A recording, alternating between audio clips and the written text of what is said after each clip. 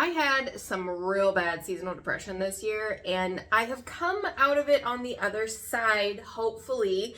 And I want to share with you guys some of the realistic tips that pulled me out of the dark spot from the seasonal saddies. The last two are like the cream of the crop, the two things that I have never done before that truly helped me overcome my seasonal saddies. Tip number one, drink more water. This is coffee. Now, that's really easier said than done. Most of the time when I have the seasonal saddies, it is coffee, and maybe a soda. I don't prioritize water as much as I should. So I usually have a habit of making myself an electrolyte water every single morning. I wouldn't wash my water cup, so then I didn't have a water cup to make my water in, and therefore I would not be taking a water. So I got some not so earth and environmental friendly plastic water bottles. But if it's going to help me drink more water, I mean, it's kind of a give and take. So once I got the plastic water bottles and I started to drink more water and more electrolyte water, I started to realize the importance of drinking water. So then I finally washed a few of my water cups, and it kind of helped me build up more of a routine of just having water right away in the morning to take with me to work. Next up is washing your face. And no, I'm not going to put showering on this list because I have shared with you guys that showering is one of the hardest things for me to do. Something I've always struggled with is showering. And that might sound really stupid to some people, but if you know, you know. And I have felt so much shame in not being able to shower that I've just never really talked about it. I've always felt very ashamed of my showering habits, and I struggle with it a lot. So I have been sharing it with you guys and been finding out that a lot of people have the same issues with showering that I do. So that's why it's not going on this list, because showering is not something that helped me get out of this. However, washing my face was. So I found that if I didn't wash my face in the morning, I would wash my face in the evening. I made very realistic goals for myself. I did not say you have to wash your face every morning and you have to wash your face every evening. I said, if you don't wash your face this morning, you need to wash it this evening. If you wash it this morning, you don't have to wash it this evening. What that kind of turned into after like 2 or 3 days was me waking up and washing my face and then having to wash my face before bed, because first off, it became a little bit of a routine, but second off, it made me feel really good. And another perk is that it led me into wanting to shower more because my face was clean, but I would notice that my hair wasn't clean and my body wasn't clean. So it was kind of this little trickle effect that happened, and it just took one very small step for me to say, wash your face 1 time a day. That is it. So the last book series that I read all the way through was Twilight. I actually didn't finish the last book because it was really boring, but that was 10 plus years ago. I read The Chronicles of Narnia. I did not finish that. And what I'm getting at here is the fact that I started reading again. I picked up a book, a fantasy book, probably in October, November, before my seasonal saddies really even kicked in. And honestly, reading a book that was about a whole different world and had so many amazing characters and they went on so many adventures helped me get out of my own head so freaking much. Like, I watch shows about fantasy and sci-fi and things like that, but honestly, reading these books was one of the most helpful things when I didn't even want to be in my own head. When this was a scary place to be and I didn't want to talk to myself, I would read a book. And I have finished almost one whole series. I'm waiting on the second book of another one to come out, and I'm on the third book of a series. So I have read a lot of books. It has honestly been helping me get out of my own head, which is the one thing that I needed to do the most. A little bit of a caveat to this though is I did not read any personal development books. I just read books that were going to get me out of my head and out of this world, because I found that if I was reading a book that was showing how to grow and how to get there and how to be successful and how to do all of these things, I was getting really overwhelmed, and I needed to take a step back from seeing my progress and seeing where I've been and where I am now, because that was making it way worse. Oh, the series that I read, one of them was Light Lark. The second book should be out this year. Highly recommend that.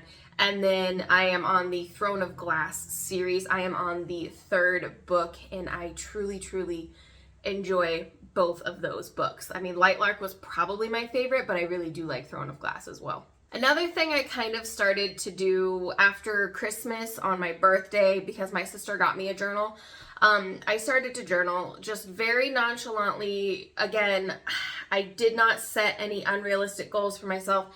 I did not say I need to journal every single night right before bed. No, most of my journaling times happen on the weekends before I go to bed, or if I had a really stressful day and I need to, unwind and get my thoughts on paper.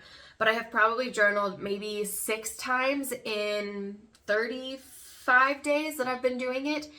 But I have found that those 6 times truly help my brain so much.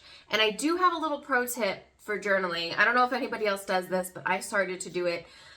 So say I was struggling financially and I journaled. I would Google some positive affirmations around money, and I would write down those affirmations at the very beginning of my journal, and then I would say them, and then I would move on with my journal, because I would feel better about my situation. And I did that with, I think, 3 or 4 different categories. One of them was boundaries, one of them was money, one of them was imposter syndrome. So just the main theme of what was bothering me that day was what I wrote affirmations about, and then I would sit there and I would repeat the affirmations, and I would actually start to believe them, which is kind of a really cool trick. And then I would write my journal about my day and just completely dump all of my emotions. But I don't think for me it's something that I necessarily need to do every day. I have done it on days where I don't necessarily think I need it, and it just was a little bit more difficult than I thought that it should be. So again, no pressure around this, but journaling did really help me a lot. Moving ever onward. That's cute. A cute little change. Okay, so this one is something I have just never done until last year, and it helped, but then also hurt a little bit, and then I'll explain. Talking about it, talking to people about how you're feeling, reaching out for help when you don't want to, okay? When you don't want to admit that you're struggling, and when you don't want to admit that you're having a rough time in your own head.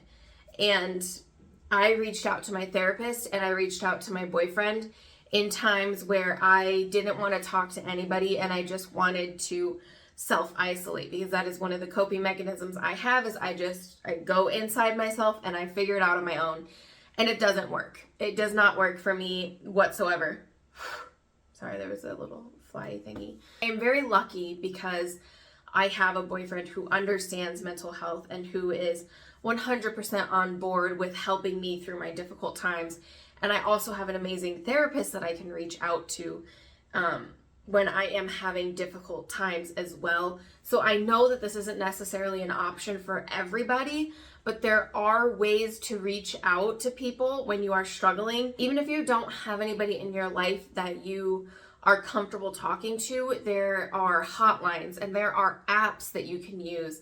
There are many different avenues to help you talk about it. And I never really understood how talking about it helped until I started to, honestly. And now when I said earlier that talking about it hurt and helped, it hurt because obviously in therapy I've been talking about things that I have never spoken aloud in the last 8 to 10 years that they have been, since they've happened. And that can hurt because I don't have the right coping mechanisms for it, but it was something that needed to be talked about because I was really struggling with it. And it's something that I relapsed with my eating disorder because I was talking about it, because I didn't have those coping mechanisms. But if I hadn't opened up and talked about it, I wouldn't be at the point where I am now, that I'm truly healing from it and my disordered eating. And I would say this one is the absolute most important one, and it's rest. So I heard once on an Instagram reel, I have no idea who this is from, but it says, when our body is depressed, it is telling us that we need deep rest. And if you're like me and your resting is you just being really guilty and feeling like, I have 100 things I need to do. Those dishes need to get done. That laundry needs to get folded. That table is dirty. I have to call this person. I have to text this person. Those are all the things that go through my mind when I'm resting. What I mean by rest is I mean truly sit on your butt and do absolutely nothing and do not feel guilty about it. Rest is productive. Rest is needed, and especially when you're depressed, you need to rest. And it's just not something I've ever done before. I've always felt guilty about resting or, not doing the things that I'm supposed to do because nobody's telling me I need to do these things. It's myself putting the pressure on myself when I really need to rest. So a lot of the times what I would do is I would sit on the couch, I would put my phone somewhere where I couldn't reach it. I had to get up to reach it, and I would put on a show. And I would watch that show and I would just let myself rest and completely absolve into the show or what movie or the book, whatever I was doing, I would just completely devote myself to that and not think about the 800 things that I had to do. So yeah, those are the things that helped me to really get out of a very rough season. The sun is shining today, and I think that is one thing that has helped me a lot too. It's just the sun shining. And I would have said go on a walk, but it's been like negative 50 degrees here. It's not really that cold, but it's been really cold. So walking really hasn't been an option, but get some sun if you can. If where you live allows you to get some sun, that's one thing that truly helps me too, but it did not help me this last month and a half because we haven't had any sun. I hope that this video helped you. I hope that any of these tips helped you because the seasonal saddies suck and it's really difficult to pull yourself out of a dark place. But just know that I am with you. I completely understand and you have got this. So thank you so much for joining me today, and I will see you in the next one. Bye.